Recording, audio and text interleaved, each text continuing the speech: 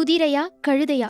உலக வரலாற்றில் ஒரு ராஜா தன் தலைநகருக்கு நுழையும் பொழுது எப்படி வருவார்? ஒரு பெரிய படையோடு, கம்பீரமான போர் குதிரைகளோடு தான் வருவார். அலெக்சாண்டரும் ஜூலியஸ் சீசரும் அப்படிதான் வந்தார்கள். ஆனால் யூதர்களின் ராஜாவான இயேசு எருசலேமுக்குள் ஒரு கழுதை குட்டியின் மேல் ஏறி வந்தார். இது வெறும் எளிமையை காட்டுவதற்காக மட்டுமே நடந்ததா?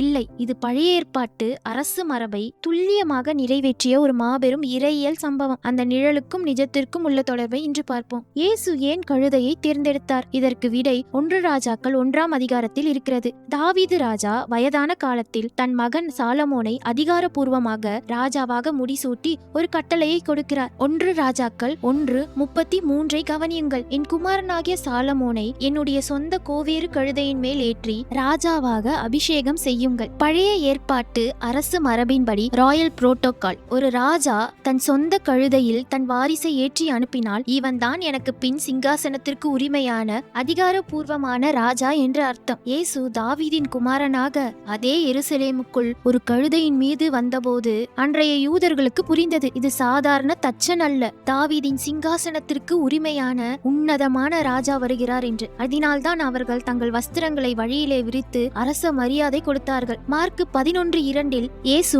சீஷர்களிடம் ஒரு நுட்பமான கட்டளையை கொடுக்கிறார். ஒருவரும் ஒரு காலமும் ஏறி இராத ஒரு கழுதை குட்டியை அவிழ்த்து கொண்டு வாருங்கள். இங்கே நீங்கள் கவனிக்க வேண்டிய விஷயம், ஏன் ஒருவரும் ஏறி இராத கழுதை? பழைய ஏற்பாட்டு சட்டத்தின்படி, உதாரணமாக எண்ணாகமம் 19:2, உபாகமம் 21:3, தேவனுக்கு பிரதிஷ்டை செய்யப்படும் எந்த மிருகமும் இதற்கு முன் எந்த உலக பயன்பாட்டுக்கும் உட்படுத்தப்படாததாக இருக்க வேண்டும், நுகத்தடி படாததாக இருக்க வேண்டும். இயேசு சாதாரண சவாரிக்காக அங்கே வரவில்லை. அவர் தேவனுடைய பரிசுத்த பலியாகவும் தெய்வீக ராஜாவாகவும் வருவதால் அந்த பிரத்யேகமான பிரதிஷ்டை செய்யப்பட்ட கழுதையை தேர்ந்தெடுத்தார். இந்த ஒட்டுமொத்த சம்பவமும் சகரியா 9:9 உள்ள தீர்க்க தரிசனத்தின் நேரடி நிறைவேறுதல். இதோ உன் ராஜா உன்னிடத்தில் வருகிறார், அவர் சாந்த குணம் உள்ளவராய் கழுதையின் மேலும் கழுதை குட்டியின் மேலும் ஏறி வருவார். பண்டைய காலத்தில் ஒரு ராஜா குதிரையில் வந்தால் அவர் போருக்கு போகிறார் என்று அர்த்தம். அதே ராஜா கழுதையில் வந்தால் போர் முடிந்துவிட்டது, அவர் சமாதானத்தை கொண்டு வருகிறார் என்று அர்த்தம். இயேசு